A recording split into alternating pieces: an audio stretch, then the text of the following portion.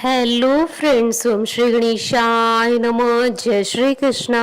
आप सभी का स्वागत है आपके अपने यूट्यूब चैनल पर।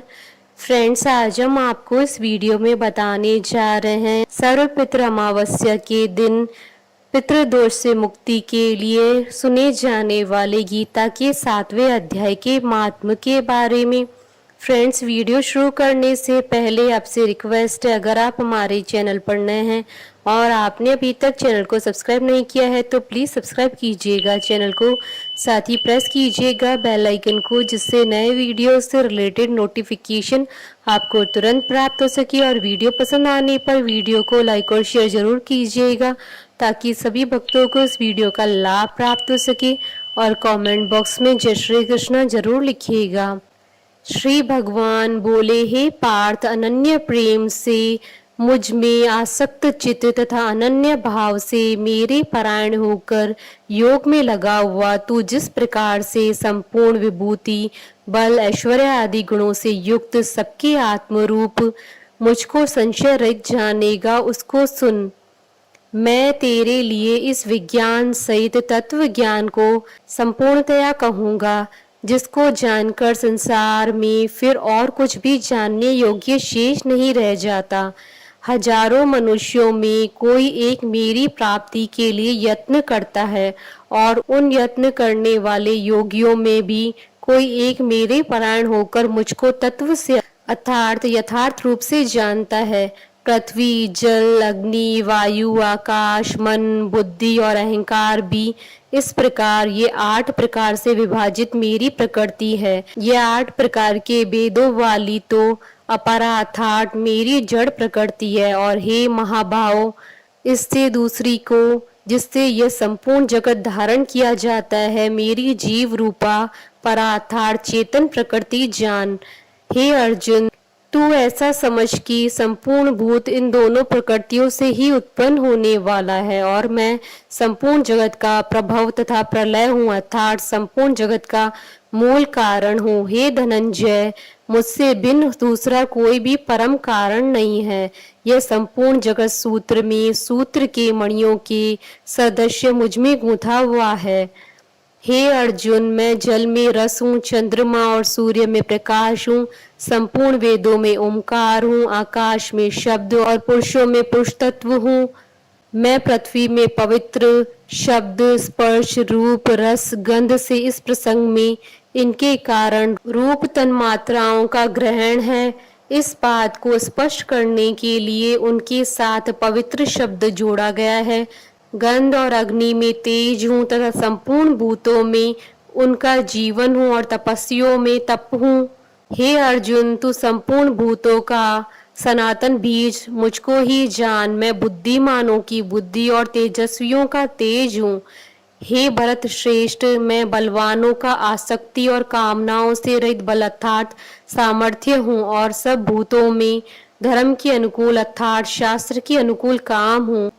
और भी जो सत्व गुण से उत्पन्न होने वाले भाव हैं और जो रजोगुण से उत्पन्न होने वाले भाव हैं, उन सबको तू मुझसे ही होने वाले हैं ऐसा जान। परंतु वास्तव में गीता के 9वें अध्याय के श्लोक में चौथा पांचवा देखना चाहिए। उनमें मैं और वे मुझ में नहीं है। गुणों के कार्य रूप सात्विक, राजस और तामस, इन तीनों प्रकार के भावों से यह सारा संसार प्राणी समुदाय मोहित हो रहा है। इसलिए इन तीनों गुणों से परे मुझ अविनाशी को नहीं जानता, क्योंकि यह अलौकिक अर्थात अति अद्भुत त्रिगुणमयी मेरी माया बड़ी दुस्तर है। परंतु जो पुरुष केवल मुझको ही निरंतर भजते हैं, वे इस माया को उल्लंघन कर जाते हैं अर्थात संसार से तर जाते हैं। माया द्वारा जिनका ज्ञान हारा जा चुका है, ऐसे आसुर स्वभाव को धारण किए हुए मनुष्यों में नीच दूषित कर्म करने वाले मूढ़ लोग मुझको नहीं बचते। हे भरतवंशियों में श्रेष्ठ अर्जुन, उत्तम कर्म करने वाले अर्थार्थी अर्थात सांसारिक पदार्थों के लिए भजने वाला, आर्त अर्थात संकट निवारण के लिए भजने वाला, जिज्ञासु अर्थात मेरे को यथार्थ रूप से जानने की इच्छा से भजने वाला और ज्ञानी, ऐसे 4 प्रकार के भक्तजन मुझको बसते हैं। उनमें नित्य मुझ में एक ही भाव से स्थित अनन्य प्रेम भक्ति वाला ज्ञानी भक्त अति उत्तम है, क्योंकि मुझको तत्व से जानने वाले ज्ञानी को मैं अत्यंत प्रिय हूँ और वह ज्ञानी मुझे अत्यंत प्रिय है। ये सभी उदार हैं, परंतु ज्ञानी तो साक्षात मेरा ही स्वरूप है, ऐसा मेरा मत है, क्योंकि वह मंदत मन बुद्धि वाला ज्ञानी भक्त अति उत्तम गति स्वरूप मुझ में ही अच्छी प्रकार से स्थित है। बहुत जन्मों के अंत के जन्म में तत्व ज्ञान को प्राप्त पुरुष सब कुछ वासुदेव ही है। इस प्रकार मुझको बचता है वह महात्मा अत्यंत दुर्लभ है। उन भोगों की कामना द्वारा जिनका ज्ञान हारा जा चुका है, वे लोग अपने स्वभाव से प्रेरित होकर उस नियम को धारण करके अन्य देवताओं को भजते हैं, अर्थात पूजते हैं। जो सकाम भक्त जिस देवता के स्वरूप को श्रद्धा से पूजना चाहता है, उस भक्त की श्रद्धा को मैं उसी देवता के प्रति स्थिर करता हूँ। वह पुरुष उस श्रद्धा से युक्त होकर उस देवता का पूजन करता है और उस देवता से मेरे द्वारा ही विधान किए हुए उन इच्छित भोगों को निसंदेह प्राप्त करता है। परंतु उन अल्प बुद्धि वालों का वह फल नाशवान है तथा वे देवताओं को पूजने वाले देवताओं को प्राप्त होते हैं और मेरे भक्त चाहे जैसे ही भजे, अंत में वे मुझे ही प्राप्त होते हैं। बुद्धिहीन पुरुष मेरे अनुत्तम अविनाशी परम भाव को न जानते हुए मन इंद्रियों से परे मुझ सच्चिद आनंद परमात्मा को मनुष्य की भांति जन्म कर व्यक्ति भाव को प्राप्त हुआ मानते हैं। अपनी योग माया से छिपा हुआ मैं सबके प्रत्यक्ष नहीं होता, इसलिए यह अज्ञानी जन समुदाय मुझ जन्म रहित अविनाशी परमेश्वर को नहीं जानता, अर्थात मुझको जन्मने मरने वाला समझता है।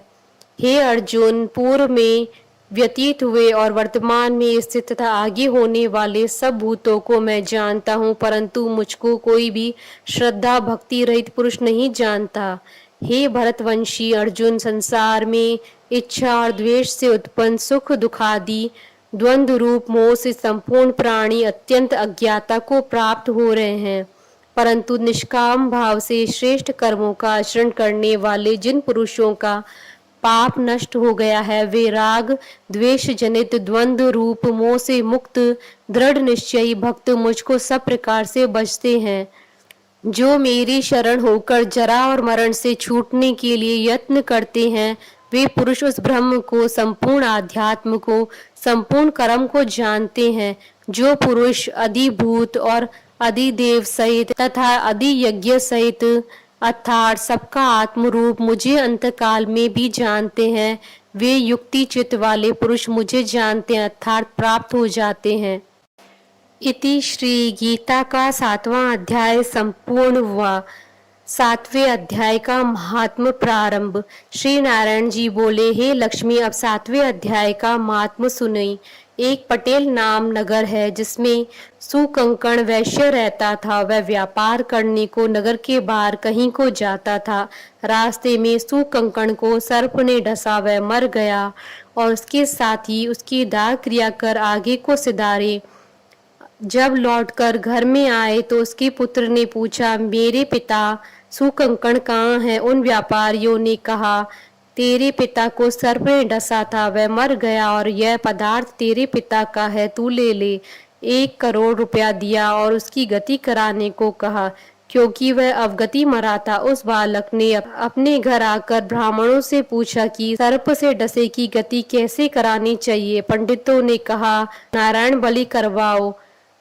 उर्द के आटे का पुतला बनाया, चुनिया चढ़ाई, बहुत ब्राह्मण जिमाए, श्रद्धा पिंड पत्तल कराया, बाकी द्रव्य जो रहा चारों भाइयों ने बांटा। एक पुत्र ने कहा, जिस सर्प ने मेरे पिताजी को काटा है मैं उसे मारूंगा। उन व्यापारियों से पूछा, वह ठोर मुझे बताओ जहाँ मेरे पिता सुकंकण मरे हैं। व्यापारियों ने कहा, चल ले चलते हैं। वहाँ ले जा करके खड़ा किया, देखा तो वहाँ एक वामी है जिसे कंदलों के साथ खोदने लगा। वह छेद बड़ा हुआ, वहां से एक सर्प निकला। कहा, तू कौन है? मेरा घर क्यों खोदता है? उस बालक ने कहा, मैं सुकंकण का पुत्र हूँ। जिस सर्प ने मेरे पिता को मारा है मैं उसको मारूंगा। तब सर्प ने कहा, हे पुत्र, मैं तेरा पिता हूँ, तू मुझे इस अधम देह से छुड़ा और मुझे मत मार। यह मेरा पूर्व का कर्म था, सो मैंने भोगा। तब पुत्र ने कहा, हे पिता, कोई यत्न बताओ जिससे मेरा उद्धार हो। तब उस सर्प ने कहा, हे पुत्र, किसी गीता पाठी ब्राह्मण को घर में भोजन करवा और उसकी सेवा करके उससे आशीर्वाद ले, मेरा कल्याण होगा।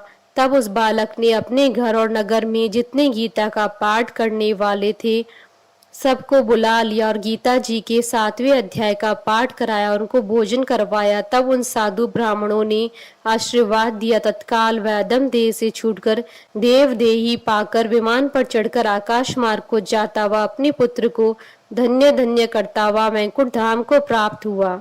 इति श्री गीता के 7वें अध्याय का महात्म समाप्त। बोलिए भगवान विष्णु जी की जय, भगवान श्री कृष्ण जी की जय। हमारे साथ इस वीडियो में अंत तक बने रहने के लिए आपका धन्यवाद। ओम श्री गणेशाय नमः। जय श्री कृष्णा।